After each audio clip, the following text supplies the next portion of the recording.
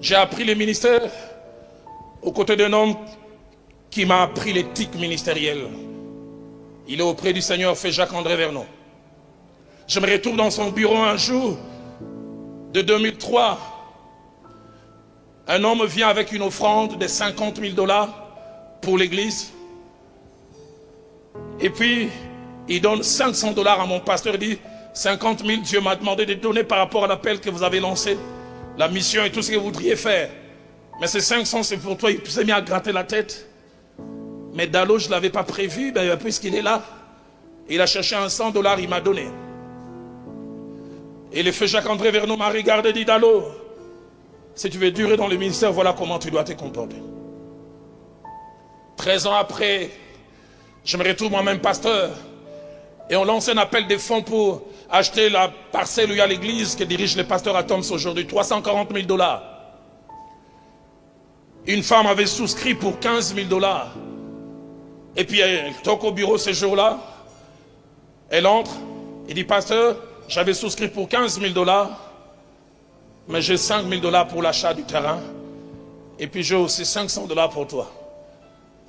J'avais appris par un modèle. J'ai appelé mon assistant qui est là à Milan. Je dis, Milan, amène un reçu, fais-le pour cette dame, pour les 5 000. Et je dis, les 500, ça c'est pour moi. Et j'ai prié pour cette dame, amène. Au lieu qu'elle parte, elle part bas. Elle dit, fais partir Milan. Quand Milan part, elle dit, ça fait 1 an et demie, je viens à Philadelphie, mais je suis converti il y a 5 ans. Dans l'église où j'étais avant. Et les 5 000, et les 500, allaient partir dans la même direction. La poche du pasteur, mais je me rends compte que tu es différent. J'aimerais être sincère, j'avais amené les 15 000, mais je voulais vérifier si tu n'étais pas comme mon pasteur d'avant. Et elle a ajouté les 10 000, et j'ai encore appelé Milan. 3 semaines après, elle vient dans mon bureau, Alexandre, et elle donne 7 000. Elle dit, papa, ça c'est pour toi, consomme, n'appelle pas Milan.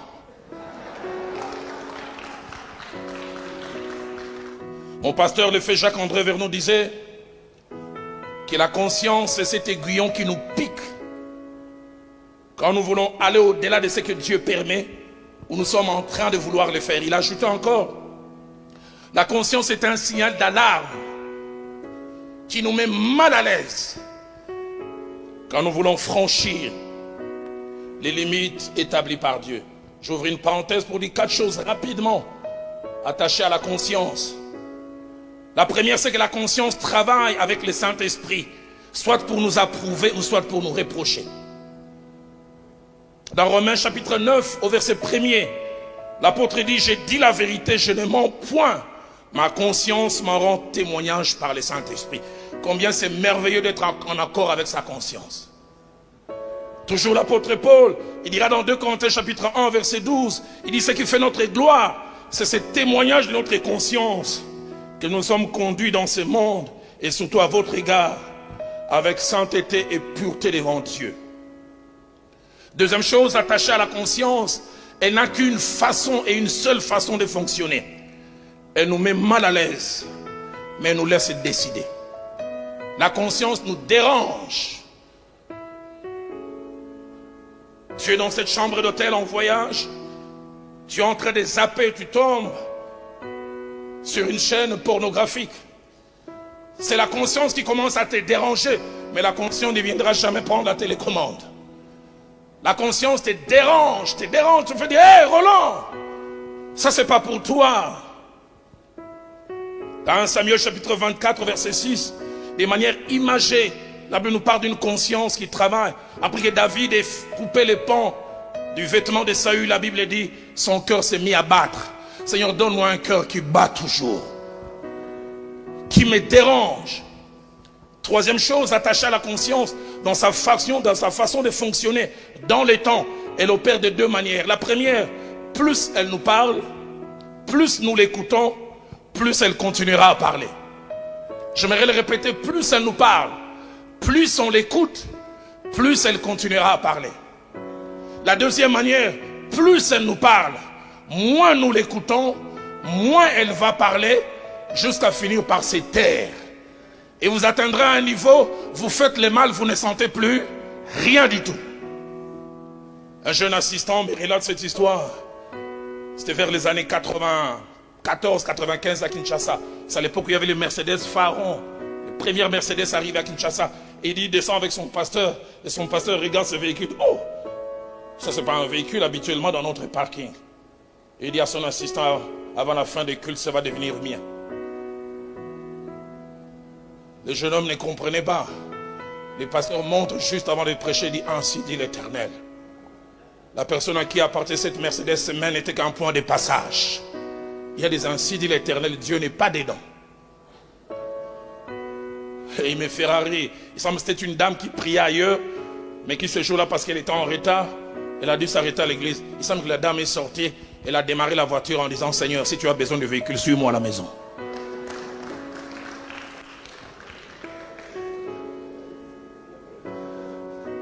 Puisque c'est le Seigneur qui dit, comment on peut voler à côté de Jésus? Je pense, ça c'est moi, j'ai une imagination fertile. Quand Jésus-Christ, la parole de connaissance commençait à fonctionner, il regardait la femme, il dit, tu as eu 5 maris, Judas faisait ceci. Qui ne voit pas le mien. Donc une dernière chose que je veux dire en rapport avec la conscience. La perte de la conscience n'est jamais sans conséquence. Jamais.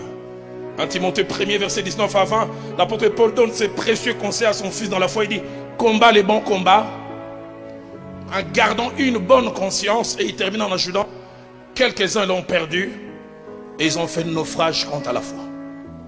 On ne perd jamais la bonne conscience en restant dans la foi. La grande question, c'est qu'est-ce donc l'amour de l'argent? Avant de répondre à cette question et de conclure, je voudrais dire un certain nombre de choses. La première, en devenant enfant de Dieu, même serviteur de Dieu, nous ne cessons pas d'avoir de besoins matériels et financiers. Deuxièmement, en tant qu'enfant de Dieu, même serviteur de Dieu, il ne nous est pas interdit d'aimer certaines choses. Des qualités. Un bel habit, un beau costume, une belle montre, une belle voiture, une belle maison, rien n'est interdit. Mais qu'est-ce donc l'amour de l'argent? 4 choses. Premièrement, l'amour de l'argent, c'est l'attachement excessif à l'argent et qui nous amène à vouer presque à un culte à l'argent. Que l'argent devienne le centre de notre vie. J'ai jamais oublié. Un homme de Dieu, un ami m'appelle. Quelqu'un venait lui donner une offrande de 25 000 $. Son épouse dit depuis 30 minutes, il fait que rouler par terre.